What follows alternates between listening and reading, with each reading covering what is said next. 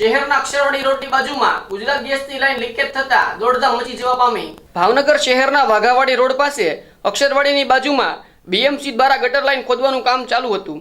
એ સમયે ગુજરાત ગેસની line leakage થતા દોડધામ મચી જવા પામી હતી। ગુજરાત ગેસના સ્ટાફને આ અંગે જાણ કરાતા તાત્કાલિક ધોરણે આવીને ગેસ લાઈન બંધ કરી ગેસ લાઈન રિપેર કરવાની કામગીરી તાત્કાલિક ધોરણે હાથ ધરવામાં આવી હતી।